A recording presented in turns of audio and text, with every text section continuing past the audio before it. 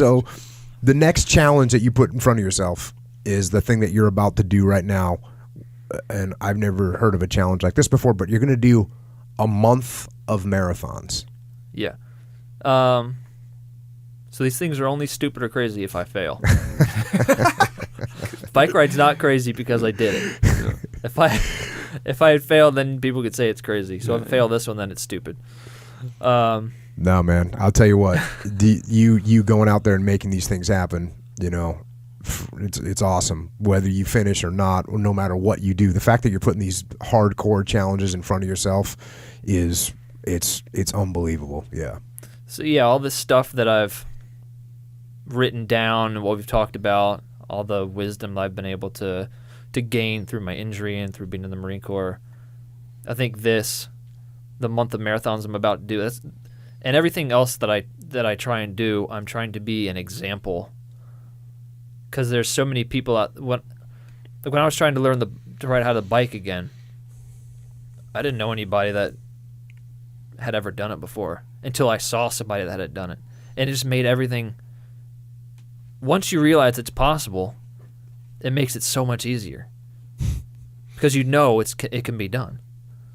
And so I want to be an example for people to look at, and they see me and they say, well, they might not be trying to run 31 marathons in 31 days in 31 different cities or ride their bike across the country, but they can say, there's a double above the knee amputee that ran 31 marathons in 31 days. I can probably go walk on the treadmill. So, and if I just want to be an example of that, and I want to be an example of all of these lessons that I've learned, a person that uses the weight instead of lets it destroy their life, somebody that stays in the fight, keeps fighting no matter what. That's what I'm trying to do. I want to serve to show people what they can do, and especially, wounded veterans and people that might be struggling with what they saw. And, I'm lucky enough that my mind is clear. I had a grade 3 concussion, that's it. No traumatic brain injury, no post-traumatic stress, nothing like that. And so I want to show civilians and veterans alike that it is possible to have a traumatic experience and come through and be fine and not have to suffer from post-traumatic stress that just overwhelms you. Because I think in society these days, it's almost becoming expected that you're going to go to war and you're going to come back. And so a lot of people might end up just being, well, I'm supposed to have post-traumatic stress, so I'm just going to manifest it in myself, or they let it get worse, or they don't fight it, they just let it happen. And so I want to be an example of somebody that uses their experience and it just goes and has this terrible experience and, don't make a big deal about it. And part of you doing that is running 31 freaking marathons in 31 days. Yeah. So when do you start? So I'm going to start in 31 different cities. In 31 different cities. Okay. So my first city, London. London on October 12th. And then I'm going to fly to Philadelphia. So basically the way it's going to work, I'll run in a city. Probably take about the whole thing. I'll take breaks during the run, so the whole thing will probably take 5.5, 6 hours to do. I'll do the run on my own, just like in a park or on a trail, out and backs, loops. I'll do it on a 400-meter track if I have to. Do that. Get in my RV, drive to the next place, spend the night there. We upgraded from a box truck with the cots in the back. Well, the wife's going to be coming along, so yeah. She wasn't going to be in the box No, I'm going to truck. have a crew for this one. I got my wife Pam is going to be my team leader. She's just doing so much stuff. She's a team leader and everything, every job that you could possibly think of, she's doing it. And my mom is coming because she's a massage therapist, so she's going to give me a massage, and then I'm going to have a driver, not my brother this time. I think I blew him out. I blew him out the first time. But I'm going to have a driver. And so we're going to all hop in the RV, drive from Philadelphia to New York, run in New York, repeat until I go all the way around. I'm going to end November 11th, Veterans Day, D.C., on the National Mall. And your goal obviously is to show people and lead people and set an amazing example. And on top of that, you're gonna earn money for some real specific charities that you believe in and stand behind. And what are those charities? Yeah, so my main goal is obviously to be the example in all these kind of grand objectives. But, how do you can't quantify that really. So the way that I'm quantifying it is I'm going to be raising money for 3 veterans charities that I've had personal contact with that have helped me during my recovery. And they are the Semper Fi Fund, the Tunnel to Towers Foundation, and the Coalition to Salute America's Heroes.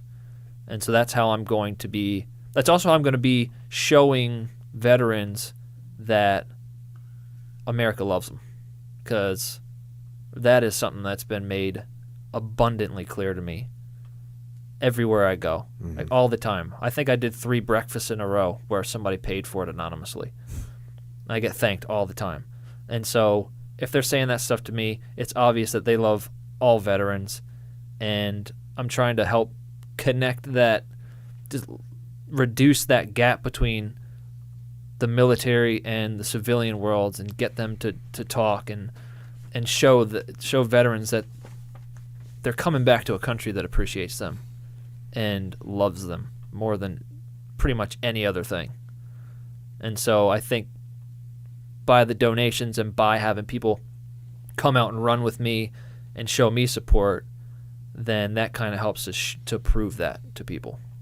So where can we go donate? What's the link? RobJonesJourney.com. RobJonesJourney.com. There's a donate link there, and you can also see my schedule there, and I'll have details of where I'm going to be. And it's the whole country. It's East Coast, West Coast, middle of the country. All the way around. As far as you can drive in a day to get to a next spot to run 26.2 miles. Like my longest drive is 12, 14 hours, and that happens maybe once or twice. So they're all pretty close to each other in major cities. And, you can go to my website, RobJonesJourney.com, donate there, see my schedule, RSVP that you're going to show up. You don't have to, but if you want to, that's cool. I'll have all the details there, and then social medias, all at Rob Jones Journey. Awesome. It's awesome, man. It's just awesome, and you're freaking awesome. And I grabbed a little short piece from your journal.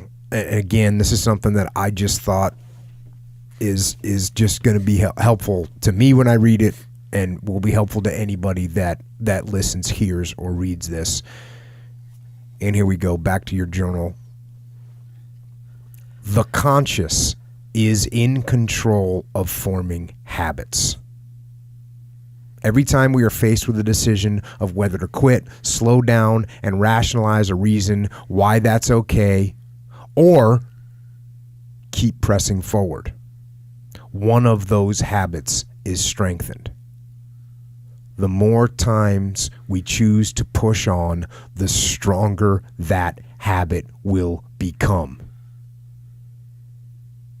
It takes time and purposeful effort for these habits to become ingrained. But once a person develops them in the gym, doing something as simple as choosing to keep rowing hard for another minute, they can apply what they have learned to the rest of their lives.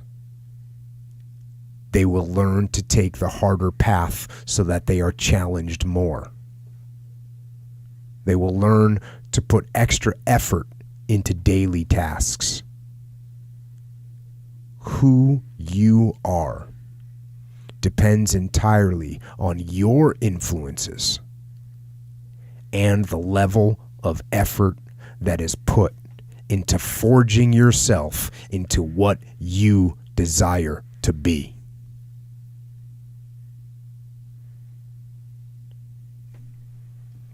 And that's awesome. Yeah, I mean, every decision you make either gets you closer to your goal or moves you further away. And I'm not saying I never make the decisions that move you to the left, move you further away. I'm human just like everybody else. Yeah. Yeah, definitely. You know, we were hanging out yesterday and I was busy. I'm like, hey man, I got to go. So in that busyness, you know what I had for dinner last night? MREs. No, I didn't have MREs. That's not happening. Okay. No, my entire dinner was a leftover piece of a Caesar salad and a giant mint chocolate chip milkshake. I actually said to my wife, I was like, make me, because I was working and you can't stop and eat when you're trying to work. And so I just said, can you make me just a giant mint chocolate chip milkshake? Now, I didn't get closer to my, physical goals. No. But I got a lot of work done. Yeah, I got an extra, 28 minutes worth of work done because I didn't stop to eat dinner. Yeah, you got to take the wins with the losses. I dig it. And it's all just about, making that. It's like you plot your progress on a graph, and you're going to have.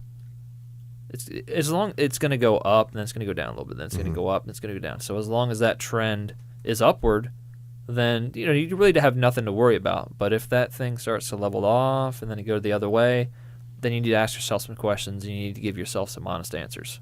Yeah, we had a conversation not too long ago. A guy asked about jiu-jitsu belts and said, I understand that you shouldn't pursue, because in jiu-jitsu it's like, hey, you shouldn't just like go to get a belt.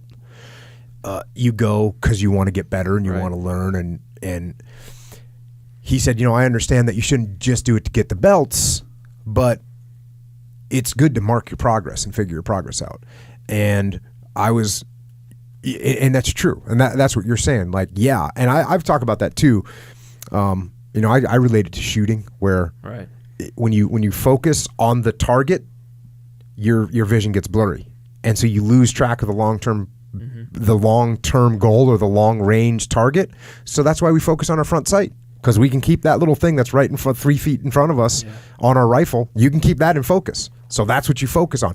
And every once in a while, if you start that, maybe that gets a little blurry. Well, then you look at your long-term targeting, because that daily grind will beat you down too. Yeah. And if the daily grind beating you down, and then you forget what your goal was in the first place.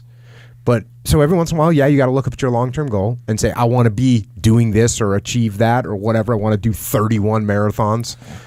See, some people would have picked like February, right? We'll do 28 marathons in 28 days. You're going for the full 31. That's the difference right there. Hey, yeah. If I want to make these points, that's why I rode my bike from Maine to Southern California. I was sitting there going, yeah, I could ride Florida to San Diego. It would technically be all the way across. Yeah. But technically. But there would be that but. And I don't want any buts associated with anything that I do. I don't want anybody to have any reason to say, oh yeah, Rob Jones, he ran 31 marathons in 31 days. But he could have done 32. You got to do a good job on your social media when you go out on this thing. You got to document this thing and post it so people can like. I'm hoping. So I'm working with Sports Illustrated. I think they're going to do a video. Nice. I heard of them. Yeah. Good outlet. You've heard of that? Yeah. Do they do good videos? Yeah, probably. Yeah. That's the discriminating judge of videos right there, Charles. So yeah, I plan, and I documented the bike ride. That documentary's on my website too. Yeah. So yeah, I do try and document these things, and just in case people don't happen to catch it while I'm doing it, they can go back and use that as their example for what I've done. They can find out that way. Yeah.